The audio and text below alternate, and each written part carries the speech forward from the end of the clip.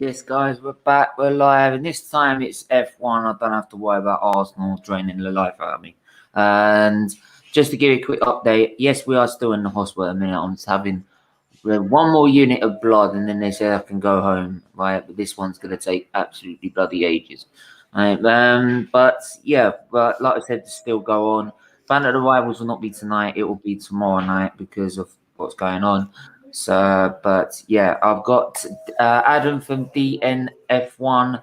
How are you, my friend? Yeah, very good, Stephen. And thanks for inviting me on your show. First of all, glad to hear that you are feeling a lot better. And yeah, what an intro that was. Really inspiring stuff, mate. I'm going to have to get something like that for my own channel. That's brilliant. I love that. Yeah, big ups to my mate Talk My New. He does a lot of the thumbnails and the intros and that. So, yeah, big up to him for that. I couldn't do that. So, um, yeah, but obviously we're here to talk about F1. Obviously, we've had Bahrain and what a thrilling race that was, and now we're coming on to Imola next week. But there are a few sort of news stories that are coming out already. But initially, I want to get your thoughts on the Bahrain Grand Prix, Adam. What did you make of it? Well, as you said, it was an incredible curtain raiser to the season. We had our concerns over will it be a repeat of 2020 where Mercedes would just go and blitz the competition and Lewis Hamilton subsequently winning a record 8th World Championship. But after what we saw in testing, we certainly got a great race, the first of hopefully many battles between Max Verstappen and Lewis Hamilton. And I'll tell you what, Stephen, if we get another 22 races like the Bahrain Grand Prix, I think we'll be very satisfied with the season, regardless of who ends up being world champion. Yeah, no money for sprint races. Well, we're going to be getting them whether we like it or not. But yeah, I got a feeling with that. I'm not like to one for changes to major things, but yeah, obviously, sprint races are being given the green light as teams agree the finances for them. I think they might be doing this during the season, or they might be doing it next season. yeah, I What's your mean, take on it? from what I understand from following the news on these sprint races, because we did an episode on this not long ago on the DNF1 podcast, and from as far as I understand, there are going to be 3 venues this season. I believe it's going to be Silverstone, possibly Monza, and maybe Brazil, but that one again is subject to what's happening with the Brazilian Grand Prix because of COVID. But we're going to have free sprint races this season where we're going to be trialing the format, 100-kilometer format, to see if it's successful. And if it does prove to be successful and the teams vote that they're happy to do this on a regular basis, it will be incorporated as part of the 2022 championship. As you pointed out, there's been some news regarding the financial package that apparently has been agreed between the 10 teams, and this is mostly to support the teams outside the budget cap of $145 million so that they don't have to spend that much necessary resource, which has already been cut down, on extra racing, because that has been a huge stumbling block for the sprint races. But it seems like they've agreed something which hopefully will be announced in the next few weeks, and then we will have those sprint races at those venues I mentioned earlier. Yeah, definitely. But yeah, I'm one that's sort of traditionalist sort of thing. So when things like with F1, when they want to make a major structural change, I'm like, yeah, is there really reason for it? Because obviously we saw the Bahrain Grand Prix, for example, and it was a great example. Obviously, we might get Grand Prix where Red Bull might be faster and just generally faster than Mercedes, and Mercedes might be just generally faster than Red Bull. I was a lot closer in the Bahrain Grand Prix than I actually thought. I actually thought that even knowing the talent that Hamilton has, it still would have been a struggle to beat Verstappen. By the way, if that doesn't tell anyone how much good Hamilton is as a driver, then I don't know what will. I don't know really what will, because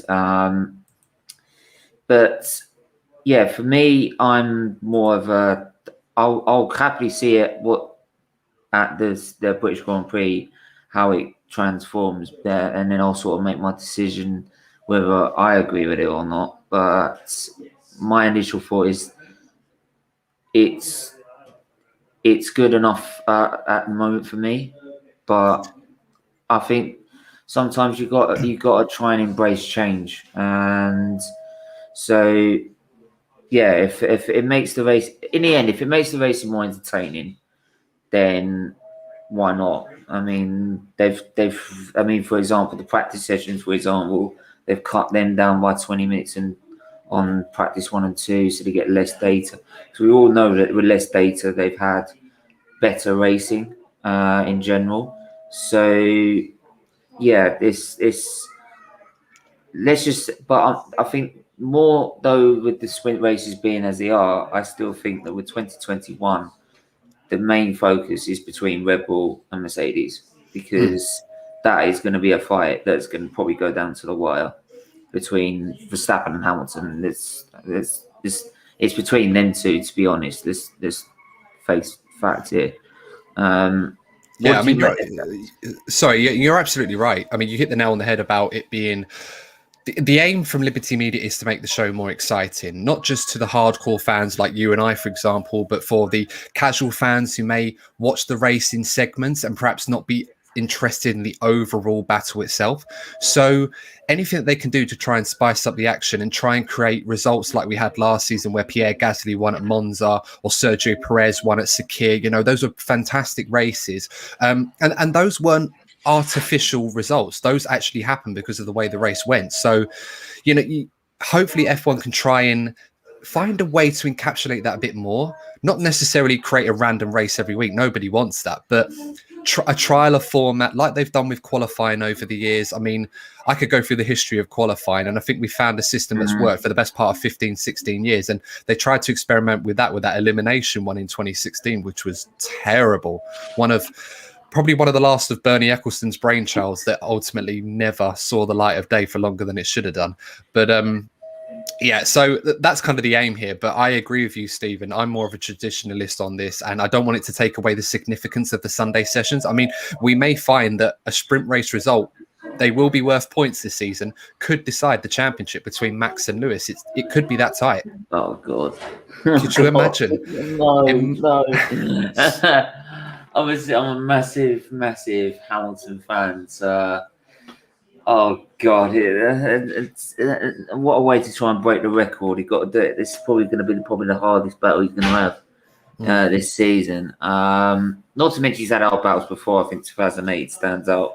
It's probably the hardest. It's always hardest to win your first one. So, especially what happened the year before in 2007, which I don't actually blame.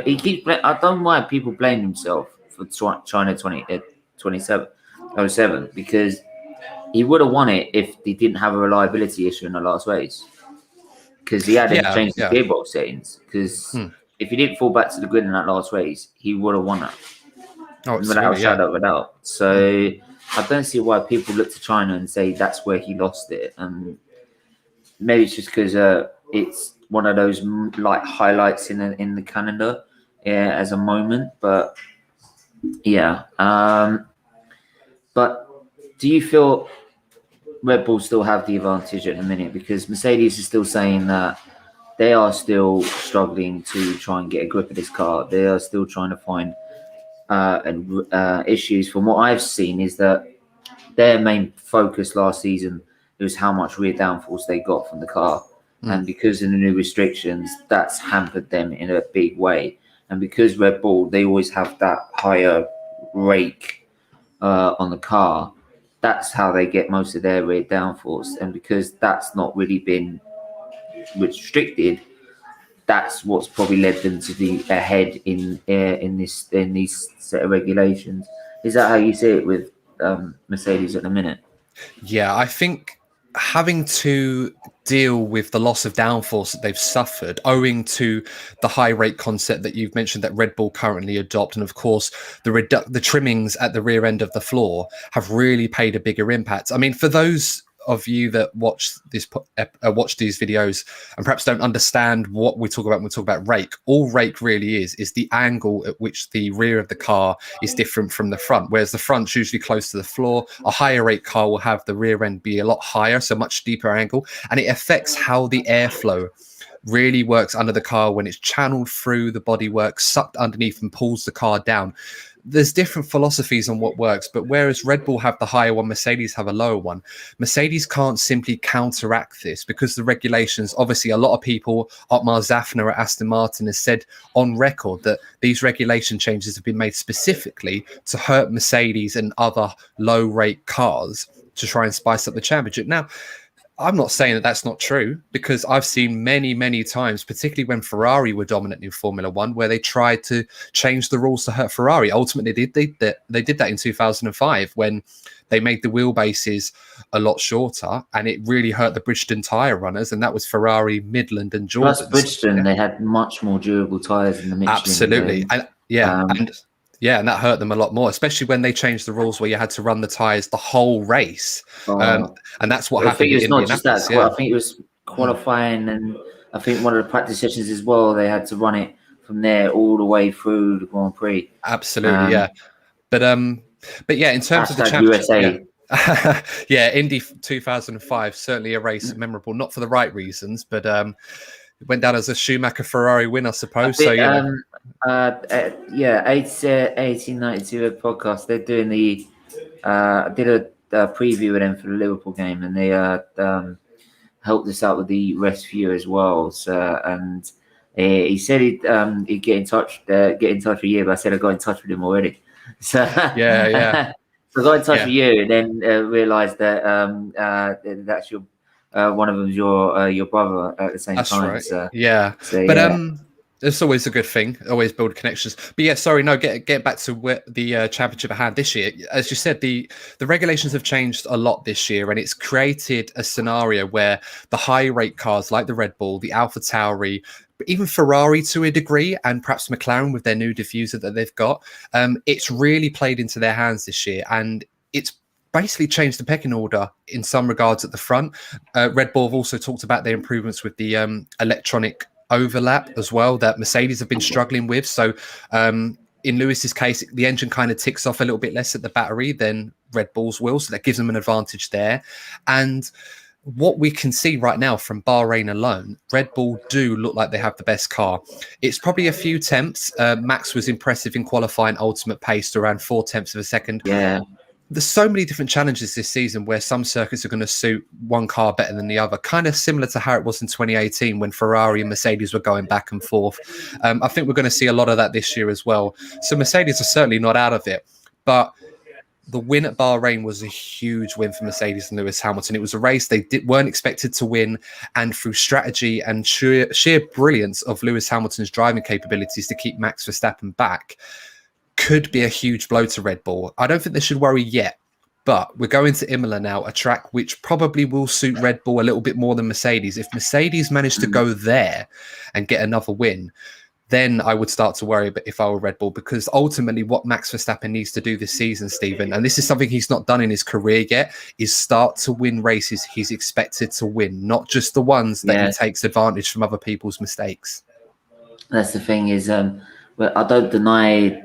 The thing I have with Verstappen, and everyone knows I'm not particularly a great fan of his, is when he first burst on the scene, I actually loved him. Right? I thought it was absolutely brilliant. I mean, in the Toro Rosso, running outside of the Sauber in Belgium, for example, I thought unbelievable move. And I thought this kid's brilliant, absolutely unstoppable. And when he went to Red Bull, won his first race after the Mercedes he decided to go gate crashing. In Spain, Rosberg's fault. But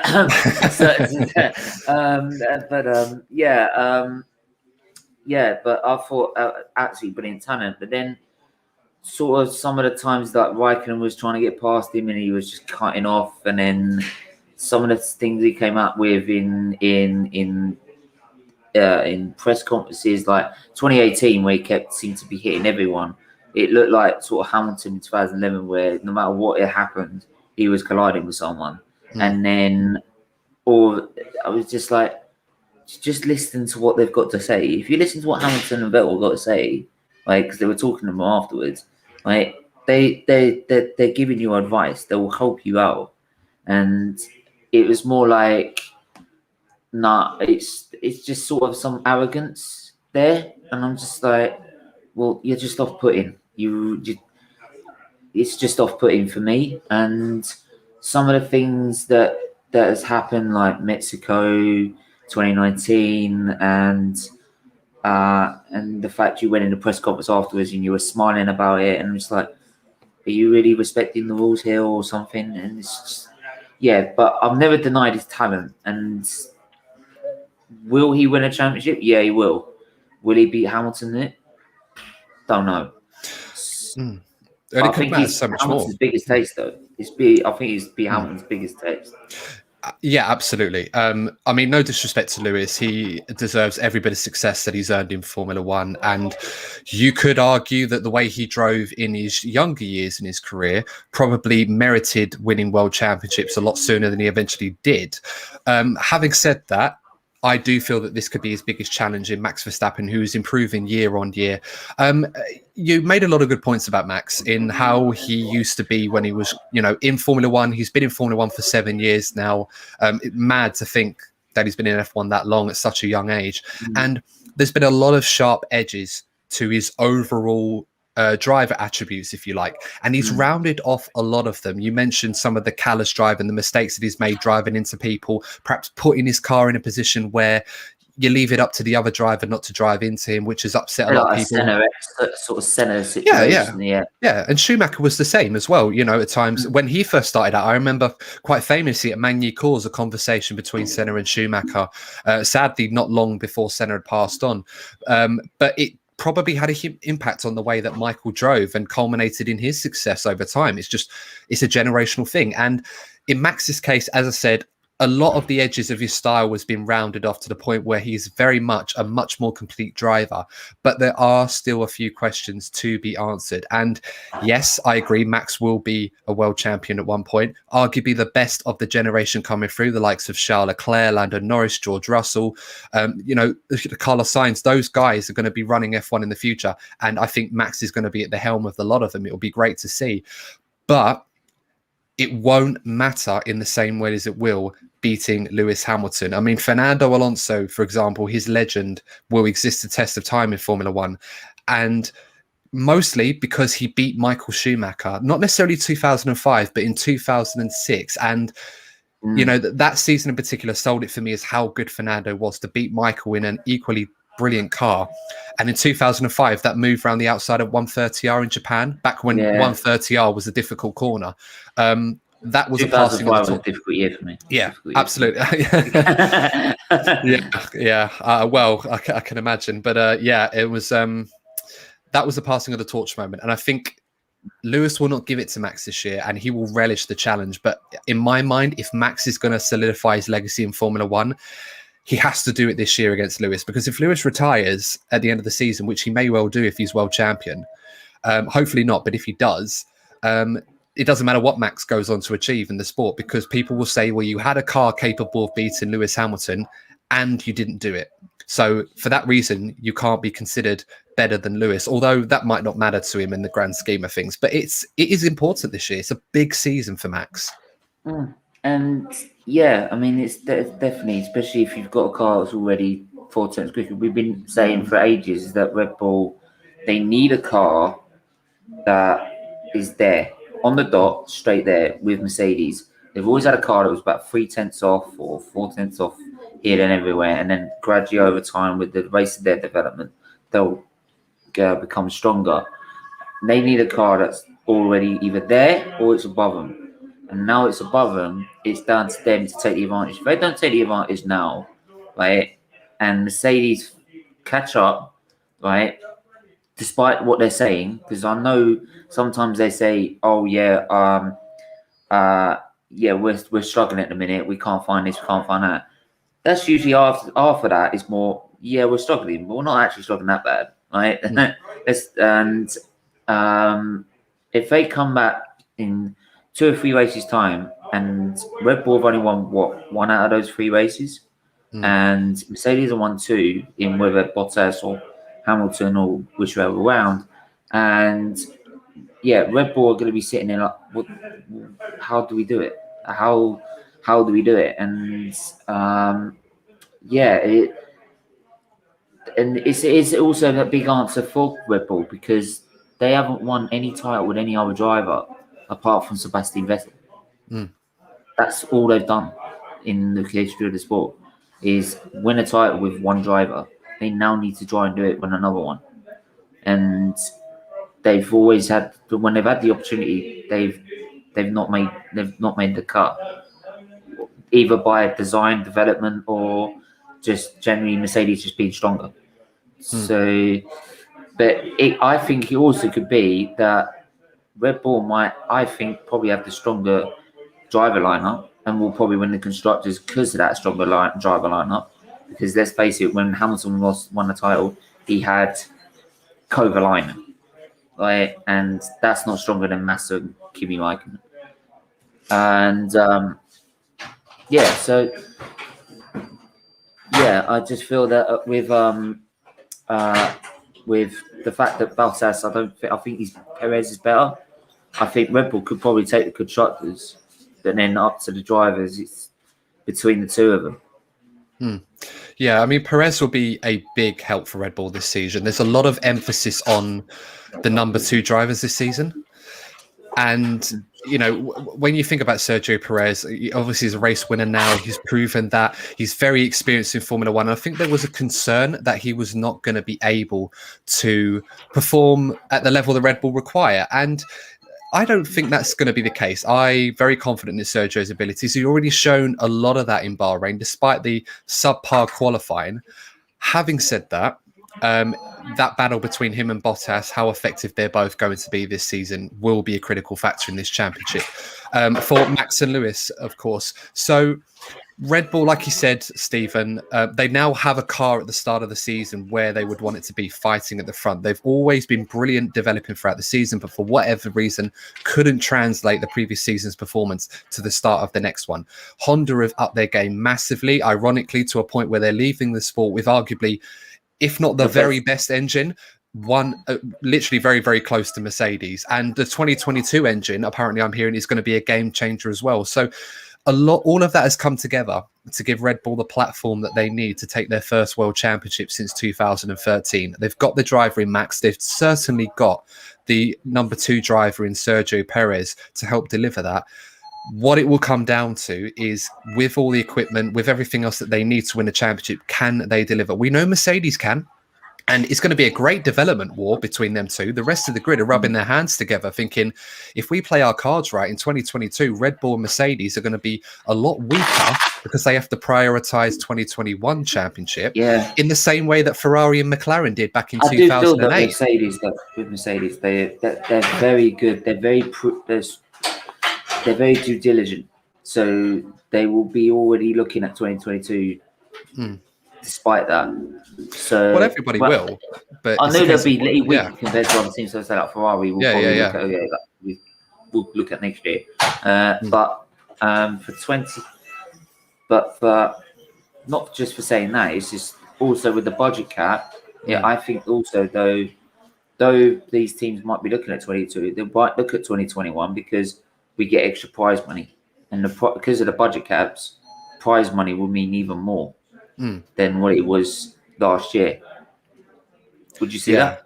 Yeah, no, absolutely. And you know, in terms of from a financial perspective, having to spend less money and make more money is always a good thing.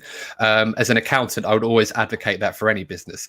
But you accountant? Yeah, in my day job, I'm an accountant. I was studying to be one. Oh, right. Oh, cool. Well, you know, same in a way. Still doing that whilst I'm working in that capacity.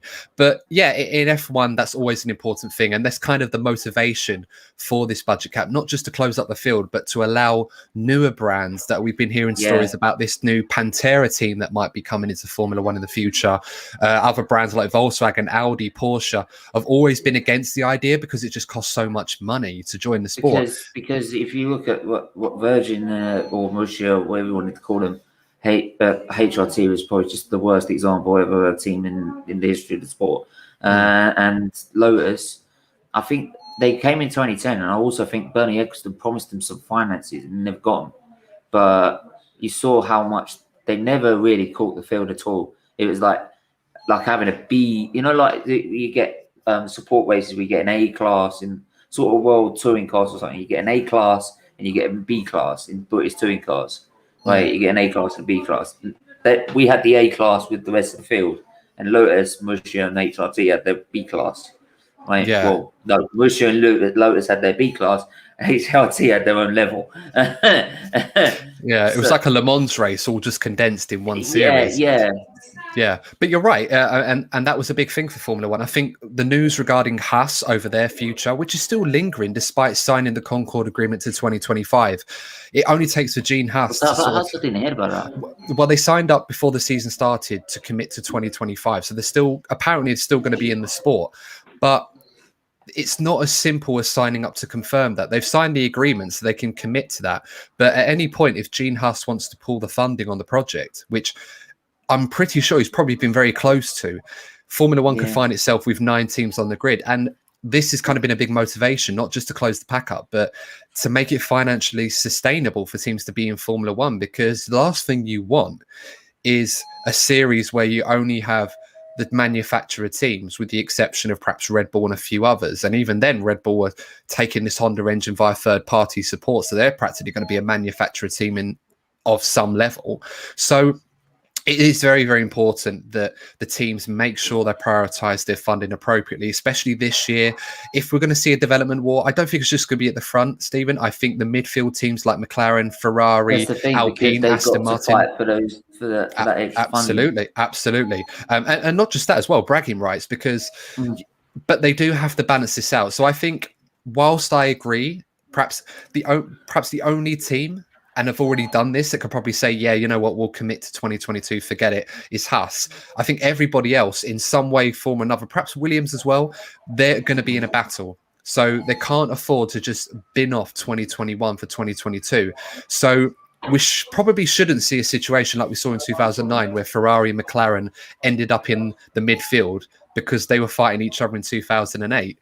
We should see a much more competitive field. But I suppose a lot of fans are worried that they've changed the rules in 2021 and it's brought the pack closer and it's created exciting races for this championship.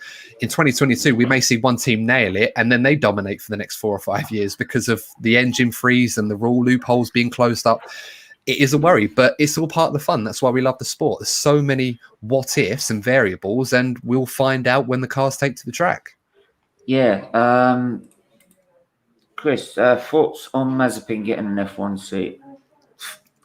We're about to discuss that off stage before we went live, and I can't see how you can do this whole diversity, equality thing that they're now doing at the start of each Grand Prix and have a driver there that's quite literally gone against it.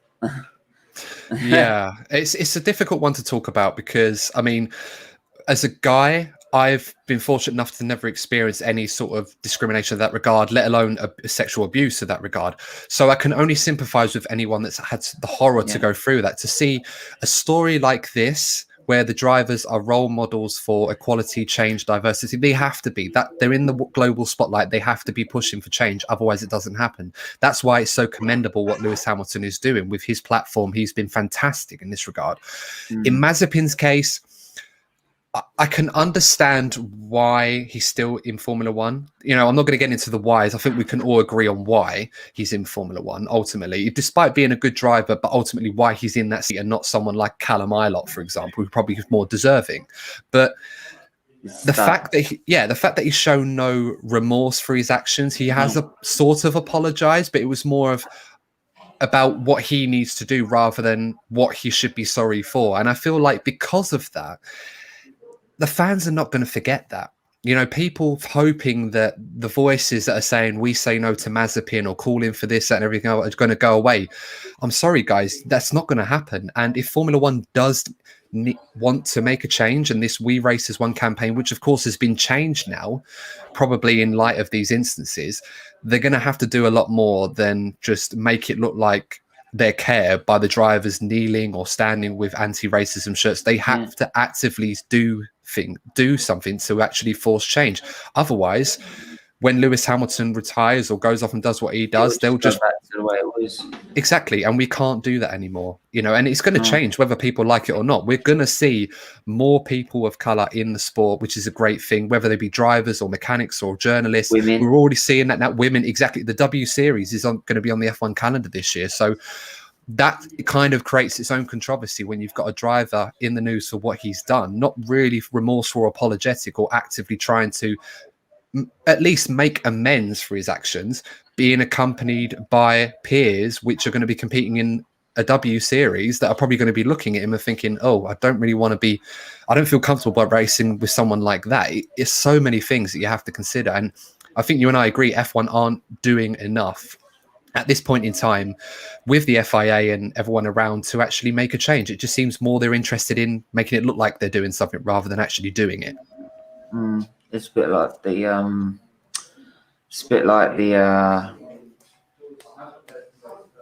FA and UEFA.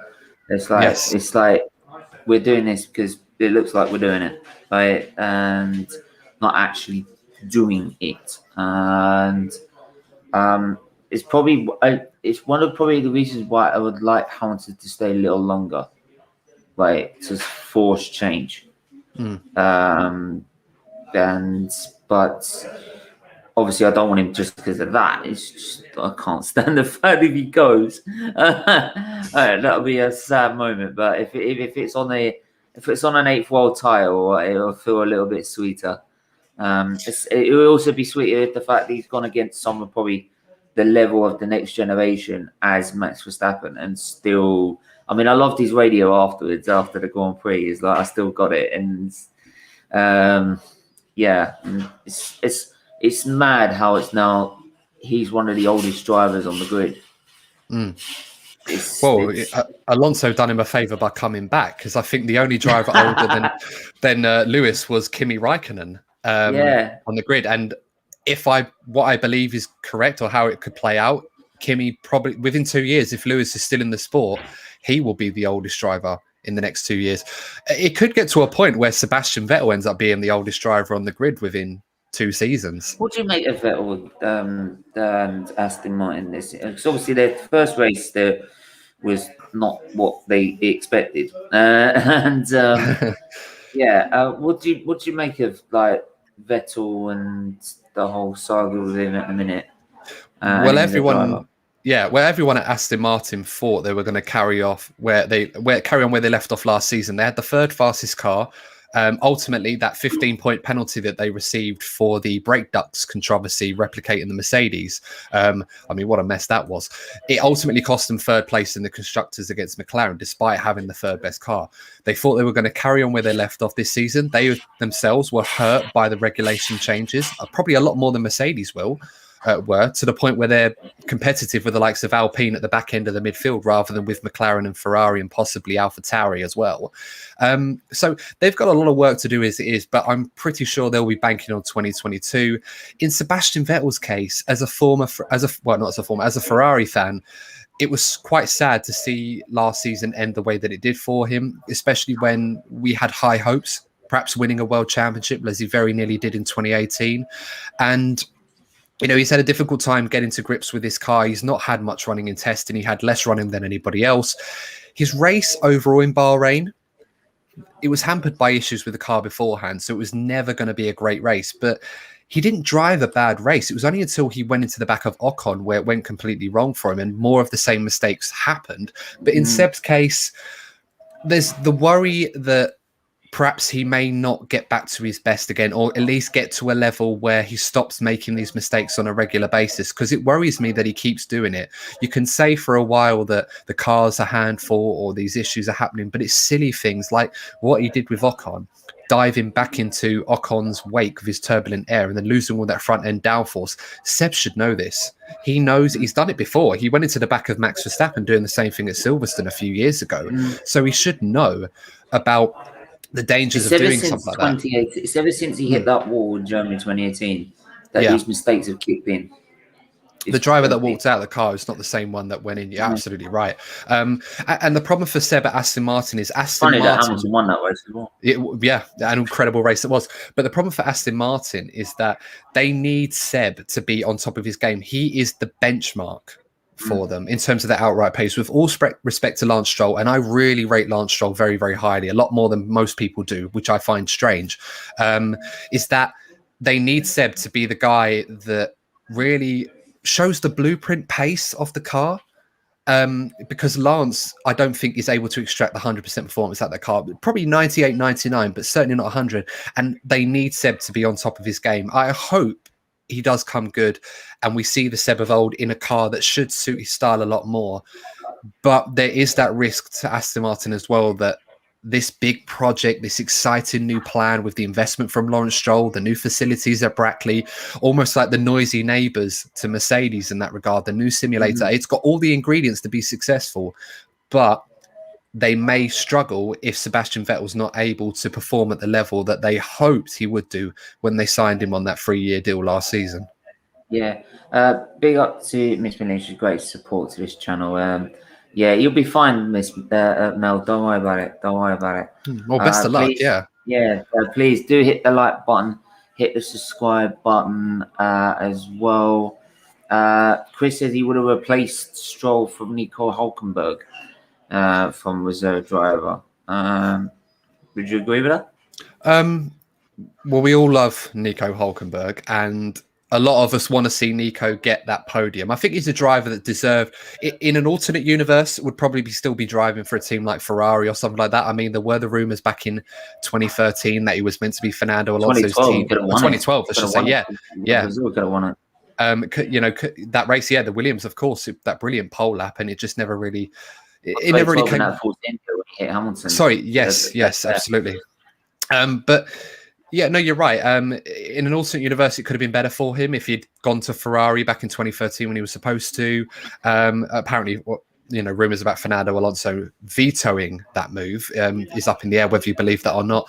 But he's a good driver, Nico. He showed last season when he stepped into the Force India, the Racing Point, I should say, particularly at the Nürburgring. He did show good pace. He's still got a lot to offer in Formula One. He's a reserve driver at Mercedes as well, not just at Aston Martin. I think this should be said. So he's got options and avenues in, and I think it's a good backup. If the issue with Sebastian Vettel doesn't work out, he can always step in. I don't think he's going to be replacing Lance Stroll unless Lance Stroll gets sick or has to miss a race whatsoever. The guy has the safest seat in Formula One right now. But yeah, in Nico's case, I would love to see him back. But I don't think the fanfare should be really too focused about finding an avenue for Nico Hulkenberg to come back, because there are so many good drivers over the years that have lost seats in F1, and it's almost impossible to find their way back without restricting the next generation of young drivers coming through as well. No. Oh, Maldonado. No. That's definitely how can you go all the way off the circuit, launch Hamilton into a wall and say it's not my fault? If anyone's got 5 minutes spare, there's a video of a compilation of Maldonado crashes throughout his junior career. Some of them are the funniest crashes I've ever seen in my life. Like, thankfully, no one was hurt, but even still, it's a fun way to spend 5 minutes if you want to. Yeah, I'll go check that out in a minute. I can't believe I just stopped that screen. So I want to bring this up. I only just realised about James Allison. Yes, he's stepping back. Wow, that's just put a spanner in the works, isn't it? Well, from what I understand, because I read up on this earlier, I think Mark Hughes, the journalist, talked about this, and his role is going to be taken over by Mike Elliott, who's going to be focusing on the 2021 car, the current car, whereas James Allison's role is, while stepping back from day-to-day duties, I think it's mostly about focusing on the 2022 car. Yeah, that's what they're focusing on. I don't think this is one of those. It does look on paper like, oh, is he leaving Mercedes or taking a back seat like Rory Byrne did Ferrari with many years ago to a more advisory role? No, Mike Elliott's going to be handling the 2021 car particular, and James is going to be focusing predominantly on the 2022 car. Ignore him, Stephen. He's been an idiot. Yeah. Honestly, that's my brother for you, folks. If you don't know, so check out his podcast. You know, he's a lovable idiot. That's the best way I can put it. But we all have them. Yeah. So don't worry, Mercedes fans. James Allison will be focusing more on the 2022 car. That's what I said about Mercedes and their due Mm. diligence. They'll be looking at next year already, and Yeah, I mean, it's about moving resources where they can. It's like contingency plans. They've got this limited budget. They need to focus on 2 projects. So it makes perfect sense to do this. I think they've got a pretty good car already, but there are a few things they'll probably need to do to win this world championship. Red Bull will be doing the same thing. They won't be focusing primarily on this year. They will want to keep an eye on next year, but there's a championship in the offing. They'd be stupid to not carry on with this year's car, like BMW in 2008 when they gave up after winning Canada. Potentially could have won a world championship with Robert Kubica, but we'll never know. Yeah, I mean, for example, just looking at some of it, like Rosborn thinking next year, if Hamilton does retire, it could be Russell between Russell and actually Max Verstappen for 2022. So I felt really sorry. Yeah, I mean, I really felt sorry for Russell and Sakia. Yeah, because he should have won that race, but hands down. But it also shows that Mercedes have got a driver that they're ready, probably, and waiting for Hamilton to step aside. Which is probably maybe a lot of people why they think Hamilton's only got a 1-year contract. I still feel, for me, that if he left now and didn't win the championship this season, I would say still he's the greatest, because the stats say they do. But for me, it's very up to sort of preference between Schumacher and where do you stand with that whole debate between Schumacher and Hamilton? Well, at the risk of being controversial, I am definitely a Schumacher supporter in this argument. However, the stats. So I was both supporters of him. Yeah. Oh no, absolutely. I mean, I'm a huge fan of Lewis Hamilton as well. But you're right. The stats do paint a picture, and the stats suggest that Lewis has had the more successful career between the two. I think once he got that 90-second win, I think a lot of people were quite happy to say, yes, this is a relevant argument, and in some degree it is. There are certain facets of Schumacher's driving that, whilst brilliant, equally were not necessarily in the right spirit. And in Lewis's case, you could argue that Lewis was probably the fairer of the 2 drivers. It depends on how you look at it. I mean, you can use that as a way of justifying Lewis being better, but then other people could say, well, then Lewis perhaps was a bit too fair. Perhaps he didn't showcase enough of the time to do what needed to do to win a championship. And maybe against someone like Michael Schumacher, he may have come unstuck. We'll never know.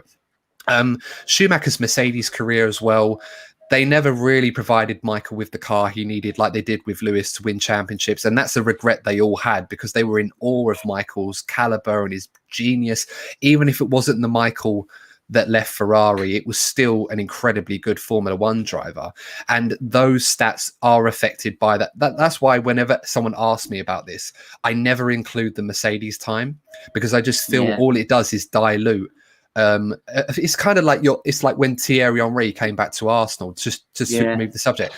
It was not the same Thierry Henry, and people would look at that period for 1 or 2 moments where it was brilliant, but we knew we were never going to remember Thierry Henry for those moments. It was more about his Arsenal career before that, perhaps except for that Leeds goal, the first one when he come back. It's the same with Michael Schumacher. So I don't think you can come up with a definitive answer one way or the other. You're either partisan to one or partisan to the other. You could be, say, neither, and maybe someone like Senna or Fangio or Alain Prost has always a good case to be considered the greatest of all time. It's so many different variables. That's why we love the sport. It's one question here. Where does Senna rank?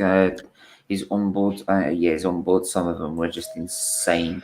I mean, this is where I sort of look at where, say, like qualifying 1988, 1 point some odd seconds quicker than his teammate in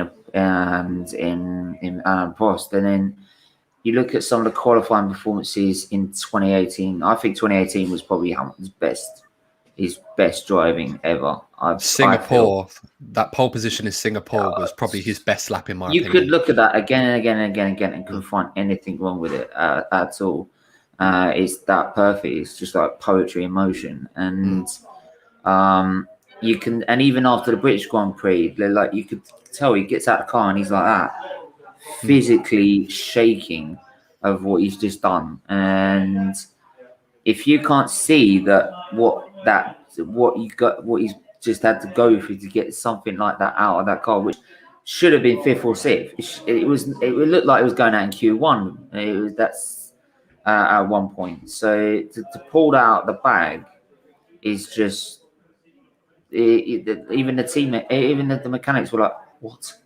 How's he done that?"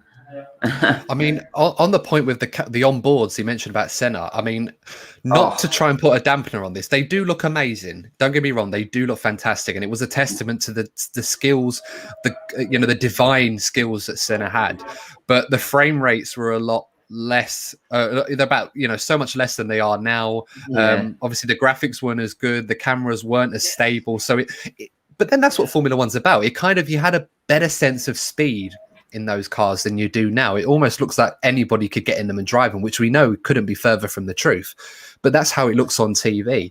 In terms of where Senna ranks, as I said, you can make the same argument for Senna as you do with Hamilton and Schumacher, not necessarily with the stats, but for anyone that watched the man drive. And you and I, unfortunately, weren't old enough to watch him live. I would have loved to have seen him live, but my earliest memory of F1 dates back to Canada '95 when Jean Alesi won for Ferrari. So unfortunately, I didn't really get to see Senna live. I wasn't old enough. Actually, 2000. That's probably why I fell in love with Schumacher. Yeah, no. Well, to be honest, Stephen, '95, in my opinion, was Schumacher's best year in terms of his performance. He was incredibly ruthless and made that I mean, I remember Adrian Newey saying that one of the biggest issues for Williams was Damon Hill. Damon Hill had issues with his mental health and other things, obviously dealing with the passing of his dad at the time.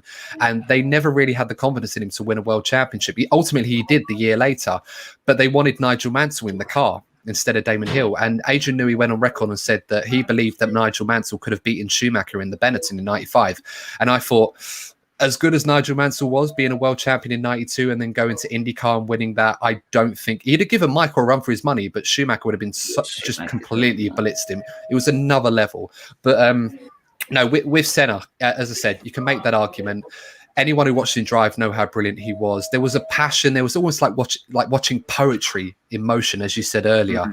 And it was one for the purists, Ayrton Senna. Technically, I'd probably say the most talented driver of a Formula One car I've ever seen. We may never see anyone as talented as Senna in that regard. That Monaco lap in '88, which sadly the broadcasters didn't show live on TV, just epitomized the genius behind him. I suppose the one reason why I probably would say Schumacher or Hamilton over Senna is there's genius behind the wheel of a Formula One car, and then there's the ability to be able to think and plan and tactically be a genius. I don't think Senna had that to that degree. This is why Alain Prost was such a great rival. It was a contrast of two styles where you had the professor in Alain Prost who used the rules and used all of the wits he had to be brilliant with his car, the setup. I mean, not to get too distracted, but 1989 in Japan, Prost was out-qualified by nearly a second to Senna, and he was second on the grid because he knew he was that much quicker than everyone else. So he set his car up to be very much downforce intensive at a circuit like Japan where you need that. And in the race, Prost was so much quicker than Senna. It was only to the latter stages where Senna caught him, and we had that famous incident. But it's stuff like that where Senna had the speed and the talent, but perhaps not the technical or the tactical prowess to be considered the outright complete greatest of all time. As I said, that's an argument I've put together. Some of you probably won't agree with that, but you always got to look at all the facets rather than just how good they are behind a wheel. Yeah, I mean, what do you see then? Imola coming up, or Emilia Romagna, they're going to call it. It's glad to see Imola back on the calendar for a start. But what do you see happy for that Grand Prix. It's probably not going to be as exciting for overtakes as we saw in Bahrain. Two completely different circuits, and Imola's a circuit where next year's cars are going to be a lot more fun to watch than this year's one. It's going to be one for defensive driving. Qualifying is going to be paramount. I think whoever gets pole will probably stand a very good chance of winning, if not be nailed on favourite. If Red Bull are going to be seriously challenging for the championship with Max Verstappen this season, they have to win. And I'm not writing them off if they don't, but this is a circuit where I expect them to be the favourites. Mercedes shouldn't have won in Bahrain. It was a lot closer. They certainly shouldn't win here if the frailties of their car are as we expect. So I'm going to go with Max Verstappen to win. And I would not be surprised if Red Bull locked out the front row and maybe got a 1-2. I know it's a big, bold prediction, but I think Perez has shown enough to convince me that he can definitely do that with a car with the advantage that I believe that they have at a circuit like Imola. But it's going to be fun to watch. You know, Lewis can certainly make the difference. He's already proven that once this season. It's going to be another really good race, but I'm going to go with Red Bull winning and Max Verstappen to take the victory. Yeah, for me, I would be completely probably deluded if I think Red Bull aren't going to get anything. Red Bull are not going to be beaten by Hamilton. Just to think that Hamilton and Mercedes at the minute they're still on their back foot, but then whenever they've been on the back foot is when you've seen the greatest out of Hamilton. So for me, if he got, I could still see him getting on the front row, just because the amount. Because I think when he's on the back, when he knows Mercedes on the back foot, it's sort of in him is like, right, now I know I need to go and produce my greatest.